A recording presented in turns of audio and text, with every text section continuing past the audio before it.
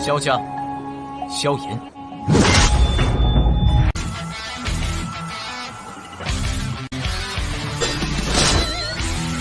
指缝中的光点燃了梦魇，站在云端俯瞰着世界无边无边。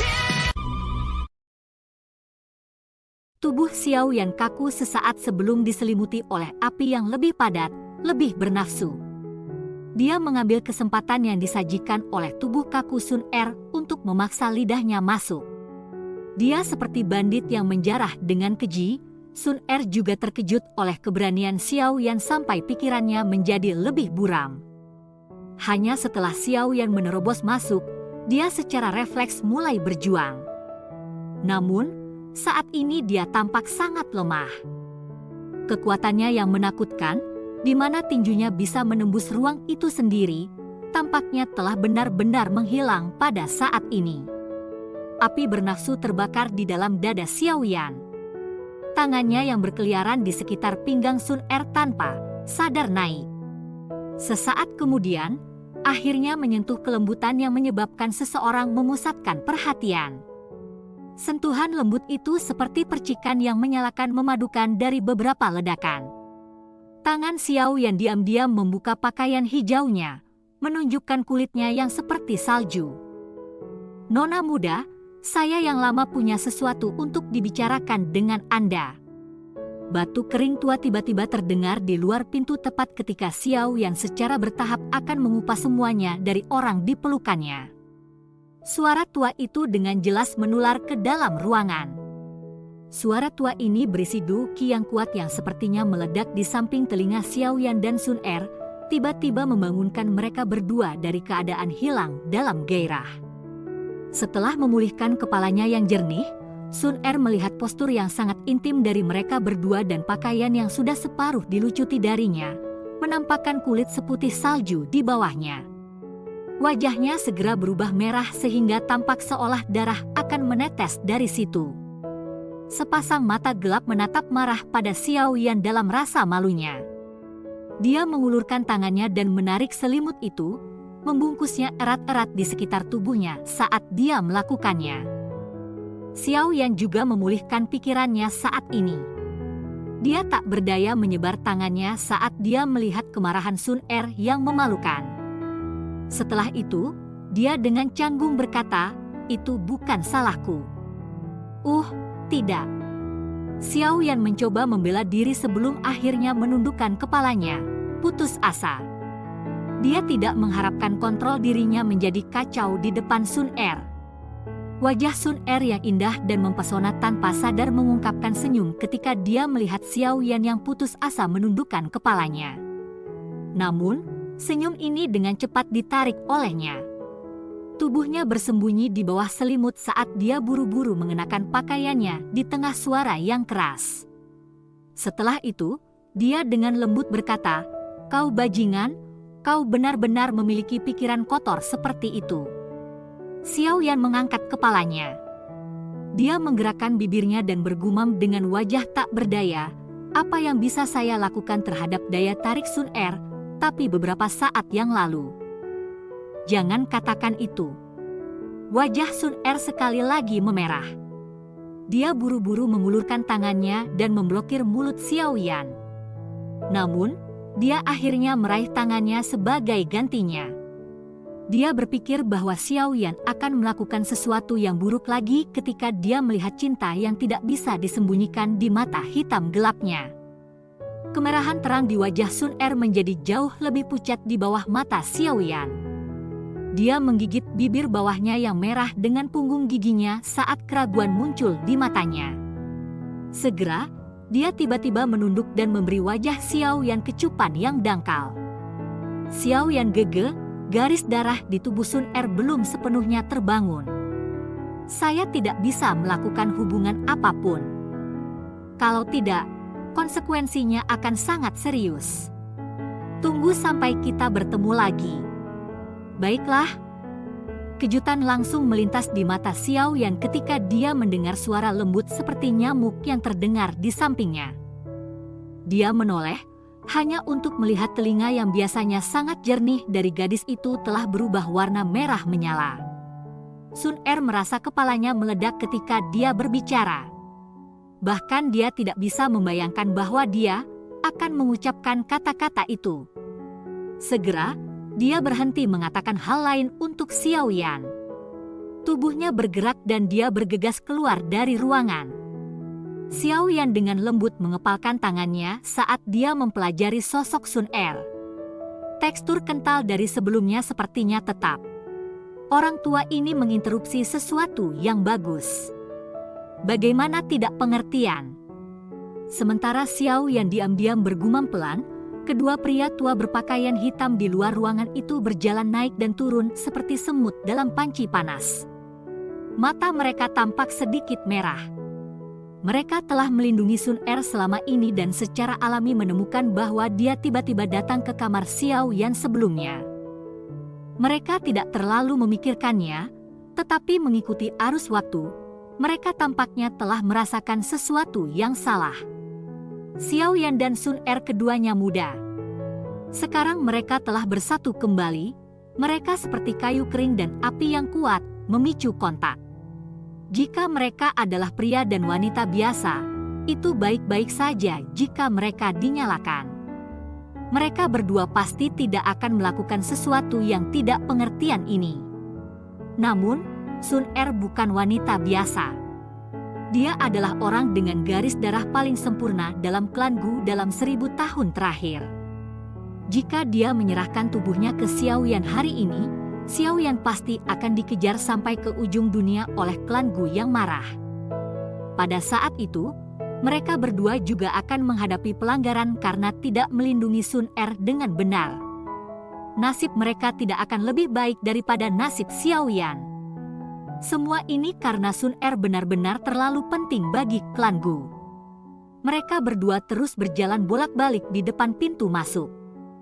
Sesaat kemudian, mereka tiba-tiba terhenti. Mata mereka saling memandang dan melihat mata merah dari pihak lain. Akhirnya, mereka mengangguk. Mereka tiba-tiba membalikkan tubuhnya dan dengan paksa mendorong pintu. Tangan mereka hendak melakukan kontak dengan pintu ketika pintu tiba-tiba terbuka. Sosok Sun Er muncul di depan mereka berdua. Nona muda. Kedua pria tua berpakaian hitam itu sedikit gelisah ketika mereka melihat Sun Er keluar. Mata lama mereka mengandung dorongan untuk menangis. Jika pria dan wanita muda ini sedikit impulsif, kemungkinan seluruh klan Gu akan menjadi gila. Melihat penampilan kedua orang ini, wajah Sun Er dengan paksa mempertahankan pandangan dingin dan acuh tak acuh, tanpa sadar memerah sedikit. Namun, suaranya terdengar sangat tenang. "Lin tua, apa yang kalian berdua lakukan?" Sudut mulut pria berambut putih agak sedikit bergetar. Dia segera bertanya dengan suara goyah. "Nona muda, kamu dan Xiao Yan tidak melakukan apa-apa kan? Omong kosong apa yang kalian berdua pikirkan?" Kemerahan terang sekali lagi melonjak ke wajah Sun Er setelah ditanya secara langsung. Dia dengan ganas menatap mereka berdua sambil merasa bersalah. Setelah itu, dia mendorong mereka berdua ke samping dan bergegas kembali ke kamarnya. Kedua pria tua berpakaian hitam itu akhirnya menghela nafas lega setelah mendengar kata-katanya. Sepertinya tidak ada perubahan dalam aura nona muda. Sepertinya dia tidak melakukan itu. Pria tua berpakaian putih itu mengamati Sun Er di kejauhan. Dia mengusap keringat dingin dari dahinya dan berbicara. "Itu karena kami berdua datang tepat waktu." Mengingat karakter rindu muda, apakah telinganya akan menjadi merah jika tidak ada yang terjadi? Untungnya, mereka tidak mencapai tahap itu. Pria tua berpakaian hitam itu menggosok-gosok jantungnya, yang telah memukul seperti drum, sambil tertawa terbahak-bahak. Untungnya, jika itu benar-benar mencapai titik itu, kami berdua akan menjadi orang berdosa dari klan Gu. Orang tua berambut putih itu menghela nafas. Bahkan dengan ketenangan para tetua berpakaian hitam, beberapa palpitasi tanpa sadar melonjak ke dalam hati mereka ketika mereka memikirkan pentingnya Sun Er ke klan Gu. Mereka segera melirik kamar Xiao Yan dengan tampilan ganas. Setelah itu, kedua tubuh mereka bergerak dan perlahan-lahan menghilang dari depan ruangan. Apa yang terjadi malam ini kemungkinan adalah pengalaman yang paling mengkhawatirkan dalam hidup mereka. Di dalam ruangan, Xiao Yan memeluk selimut yang telah melilit Sun Er sebelumnya. Dia tersesat sejenak. Setelah itu, dia tersenyum pahit dan meletakkannya. Dia sedikit nekat selama peristiwa yang terjadi malam ini. Setelah mendengar apa yang dikatakan Sun Er, sudah jelas bahwa dia tidak dapat melakukan hubungan apapun saat ini.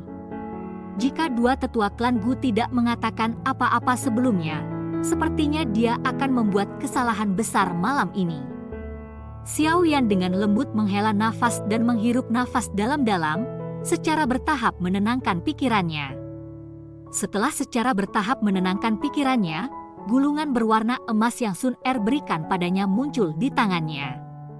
Di dalamnya ada 3 segel terakhir dari skill segel dewa. Xiao Yan sangat tertarik dengan skill segel dewa ini.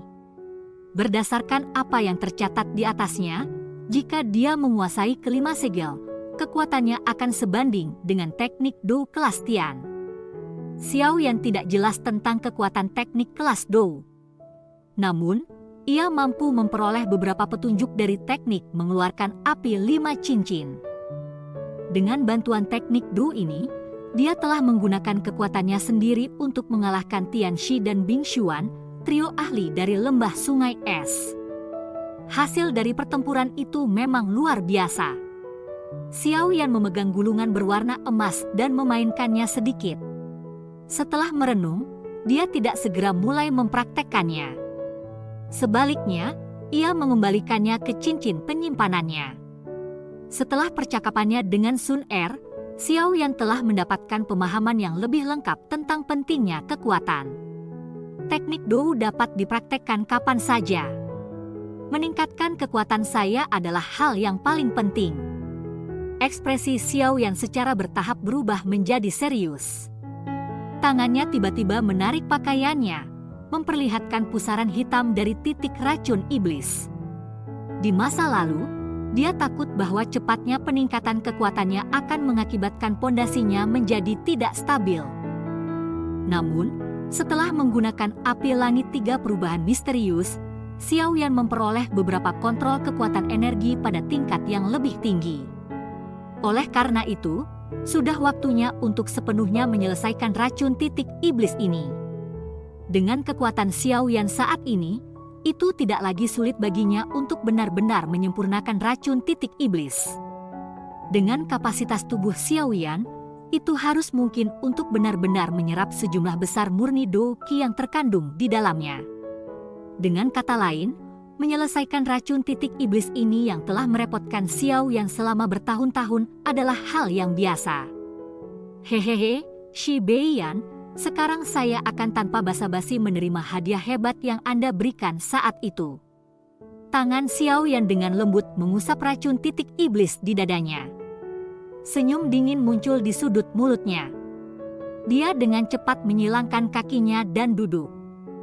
Dengan perubahan segel yang dibentuk oleh tangannya, nyala hijau giok di dalam tubuhnya dengan marah mulai terbakar. Setelah itu, dengan liar, dibebankan ke lokasi titik racun iblis. Bagian dalam titik racun iblis berisi semua Dou Qi dari Shi Beiyan. Saat itu, Shi Beiyan telah menjadi bintang 2 atau 3, Dozong, tidak peduli bagaimanapun orang mengatakannya. Meskipun titik racun iblis saat ini tidak lagi lengkap, kekuatan Xiao Yan pasti akan melonjak jika dia berhasil menyempurnakan semuanya. Situasi ini adalah sesuatu yang sangat ingin dilihat oleh Xiao Yan. Harusnya membutuhkan kekuatan yang cukup. Tanpa kekuatan, semuanya hanyalah rencana yang tidak realistis dan pembicaraan kosong. Cerita pun bersambung ke episode selanjutnya. Jangan lupa di like, komen, subscribe dan share-nya ya, biar tambah semangat dan konsisten, dan dapat membantu meningkatkan kultivasi Xiao Yan. Terima kasih.